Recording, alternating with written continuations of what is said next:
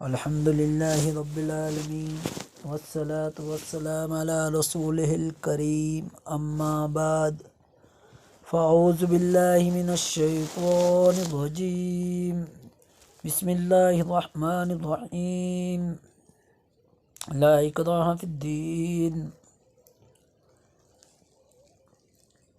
محترم ناظرین، رب العزت کا لاکھ لاکھ شکر ہے کہ اس نے ہمیں ایمان کی دولت سے سرفراز فرمایا، اور ایمان دے کر بھی وہ ایمان جس پر فرشتے رخش کرتے ہیں، فرشتے مبارک پیش کرتے ہیں، وہ پکا سچا ایمان عطا فرمایا۔ جتنا رب العزت کا شکر کیا جائے اتنا ہی کم ہے، نہ کہ کئی ہمارے جیسے بھی ہیں جن کو اللہ رب العزت کی وحدانیت کا پتہ نہیں، ان کو اپنے مقصد کا پتہ نہیں کہ دنیا میں کیوں بھیجے گئے ہیں، مگر پھر بھی ان کے اندر اتنا احساس ہے کہ وہ انسانیت کو بقا رکھتے ہیں۔ لیکن کچھ منعون لعنتی شیطانی خباثت جن میں بھری ہوئی ہے، وہ ان حیوان سے بھی آگے گزر جاتے ہیں۔ جو کام ایک جانور بھی کرے تو اس کو بھی شرم آتی ہے، کچھ ایسے ملعون انسان ہیں وہ کام بھی کر بیٹھتے ہیں جن سے جانور بھی شرماتے ہیں۔ افسوس در افسوس کہ کبھی یہ وسیم رضوی کبھی تو مدرسوں پہ بات کرتا، مدرسوں کو بند کرو، کبھی آخری حد کو پہنچ گیا ابھی کہ قرآن سے 26 آیتوں کو ہٹا دیجئے، اور اس نے سپریم کورٹ میں یہ عرضی داخل کی ہے۔ انشاءاللہ میں یہ دعا کرتا ہوں کہ اس عرضی کا تو کیا فیصلہ ہوگا، ایک نقطہ بھی چینجنگ نہیں ہو سکتا قرآن مجید کا، لیکن یہ اس کے انتظار میں سے پہلے بھی اللہ تعالیٰ اس کو اس دنیا سے اٹھا لے کوئی اللہ کے سامنے، لیکن بڑی بات نہیں ہے۔ لیکن اللہ تعالیٰ ایسے انسانوں کو ڈیل دے دیتا ہے کہ وہ کچھ نہ کچھ کرتے رہیں، کہاں تک کر سکتے ہیں، اللہ تعالیٰ ان کو ڈیل دے دیتا ہے اور وہ کرتے ہیں۔ جیسے فرعون کو رب العزت نے ڈیل دے رکھی، کئی عرصے تک ڈیل دے رکھے، فرعون نے کیا نہیں کیا۔ معصوم بچے جو 1 گھنٹہ یا آدھا گھنٹہ یا 1 دن پیدا ہو رہتے ان کو کٹا دیتا تھا، کیا نہیں کیا فرعون نے۔ لیکن جب اس کا بھی وقت آ گیا، وہ بھی تباہ ہو گیا، برباد ہو گیا، نہ زمین نے قبول کیا نہ پانی نے قبول کیا، کسی نے نہیں۔ رہتی دنیا کے لیے عبرت کا واقعہ بنا دیا رب العزت نے، اسی طرح اس ذلیل کا بھی انشاءاللہ دنیا کے لیے عبرتناک واقعہ رب العزت بنائے گا۔ اللہ سے دعا ہے کہ اللہ تعالیٰ اس کو تباہ کرے اور رہتی دنیا کے لیے عبرت حاصل کرنے کا واقعہ بنائے۔ اور میں زیادہ کچھ نہیں کہتے ہوئے اس ملعون کو یہی کہوں گا کہ یہ ملعون پیسے کمانے کا کئی ڈھنگ ہوتے ہیں، پیسے کوئی بڑی دولت نہیں ہے، ایمان سب سے بڑی دولت ہے۔ اگر آج اس نے پیسوں کی لالچ سے قرآن پہ آواز اٹھائی ہے تو کون سی حد رہ گئی، کل یہ اپنے ماں کو بھی پیسوں کی وجہ سے کہیں بیچ دے گا۔ اس کو پیسے ان کا پجاری بن گیا، یہ جن کی گودوں میں بیٹھ کر پل رہا ہے، کل انشاءاللہ رب العزت ان کے دلوں میں ایسا ڈالے گا کہ اس سے اتنی نفرت ہوگی اور یہ خود بخود ذلیل ہوگا۔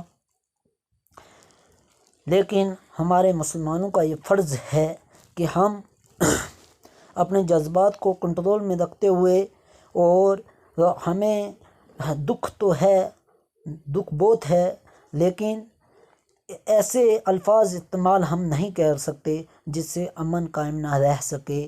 امن قائم رہنا اور شانتی قائم رہنا یہ ہمارا اصول ہے، اور ہم اس سے باہر نہیں جانا چاہیے ہم کو، لیکن اس کے لیے جتنے لعنتیں بھیجیں گے اتنے فرشتے اس پہ ہماری لعنتوں پہ اس کے لیے اور کروڑوں اربوں لعنتیں بھیجیں گے۔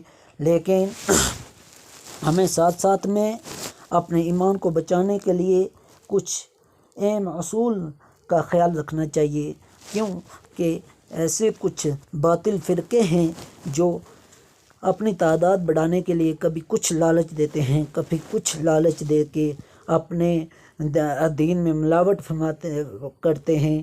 کیوں کہ جو ایک صحابی کو گالی دینے کے لیے آمادہ ہو جائے، جس صحابی کو کی تصدیق قرآن نے کی اور نبی نے فرمایا کہ وہ جنتی ہیں، اور نبی نے خود اپنی زندگی میں فرمایا کہ میرے بعد اگر کوئی نبی ہوتا تو وہ عمر ہوتے، اس عمر کو یہ گالی رضی اللہ تعالیٰ عنہ کو گالی دے سکتے ہیں تو یہ کس کے سکے ہیں؟ جو ہمارے نبی کے سکے نہیں، ہم ان کے ساتھ اٹھنا بیسنا ہم سے قطعی نہیں کرنا چاہیے۔ جو صحابہ اکرام کو گالیاں دیتے ہیں ان کے ساتھ ہم کو بالکل ان سے تعلق نہیں رکھنے چاہیے۔ اور ابھی ہمارے معاشرے میں بھی ایسا دورہ ہو گیا ہے، اکیڈمی نیچے اکیڈمی قائم ہو گئی ہے اور اس میں ہمارے مسلمانوں کے بھی بچے جا رہے ہیں۔ دوستو، میں ایک بات ضرور بتاؤں گا، اتنی زیادہ معلومات مجھے نہیں ہے، لیکن مجھے اتنا ہے کہ میں بھی کچھ عرصے مدرسوں میں رہا ہوں۔ ایک ٹیچر آتا ہے، ایک استاد آتا ہے، تو جب اس کا موڈ نہیں بنتا کتاب پڑھانے کا تو وہ اپنے بچوں کو کچھ نہ کچھ نصیحت فرماتا ہے، نصیحت کرتا ہے کہ آج میں آپ کو یہی درس دوں گا اور پچھلے اسباب کو دیکھ کے آنا، اور کل سے انشاءاللہ ہم اپنی کتاب کی بات کریں گے۔ آج کچھ ایسی نصیحت مجھ سے حاصل کرو، اور جو اس کی ریمٹ اور اس کے دماغ میں باتیں ہوتی ہیں اور وہ سمجھاتا ہے۔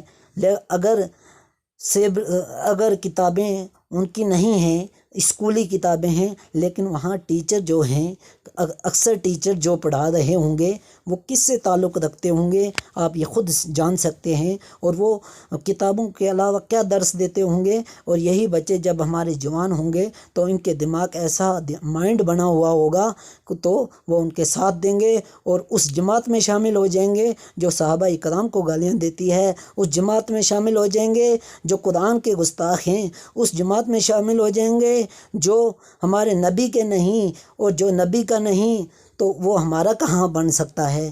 آپ میری بات پہ توجہ دیجئے، اور ہر کس جو یہ نیچے اکیڈمی شیعوں کی لائن سے قائم کی گئی ہے، اس میں بچوں کو ڈالنے کی ضرورت نہیں ہے۔ پڑھائی جگہ جگہ پہ ہے، پڑھائی آج اگر اتنا آسان دور آ گیا ہے کہ اگر ایک پڑھا لکھا ہوا والد ہے تو وہ اپنے بچے کو گھر میں بھی پڑھا سکتا ہے، انٹرنیٹ سے بھی پڑھا سکتا ہے، بیٹھ سکتا ہے، اور انٹرنیٹ کو چھوڑ کر اور جگہ جگہ مدرسے ہیں۔ اس اکیڈمی میں کے جانے میں ضرورت ہم کو نہیں ہے۔ جو ہمارے نبی کا نہیں تو وہ کس کا ہے؟ نبی پہ ایک بار دو بھیجنے سے 10 رحمتیں اور 10 گناہ معاف ہوتے ہیں۔ تو آج بتائیے کہ ہمارے ساتھ کیا ہو رہا ہے؟ یہ ہمیں گمراہ کر ہمارے ایمان کے لیے نقصان دہ ہیں، اور اپنے ایمان کو بچائیے، کیونکہ ایمان آج کے دور میں بچانا بہت مشکل ہو گیا ہے۔ جگہ جگہ قسم کی لالچیں دے کر ہم کو ہمیں دین سے خارج کرنے چاہتے ہیں۔ لہٰذا آپ ان لوگوں میں نہ شامل ہو جائیے جن پہ فرشتے صبح شام لعنتیں بھیجتے ہیں۔ آخر میں اللہ تعالیٰ سے میں دعا گو ہوں کہ اللہ رب العزت ہمارے ایمان کی حفاظت فرمائے اور ہمیں صحیح معنوں میں صحیح سیدھے راستے پہ چلنے کی توفیق عطا فرمائے، صراط المستقیم پہ چلائے، اور ان لوگوں کے راستے پہ نہ چلائے جن پہ اللہ کا غضب ہوا، جن پہ اللہ کی لعنتیں ہوئی، فرشتوں کی لعنتیں ہوئی، اور تمام انسانیت کی لعنتیں ہوئی۔ اللہ ہمیں اپنے ایمان کی حفاظت کرنے کی توفیق عطا فرمائے۔ وما علینا الا البلاغ۔ السلام علیکم ورحمۃ اللہ وبرکاتہ۔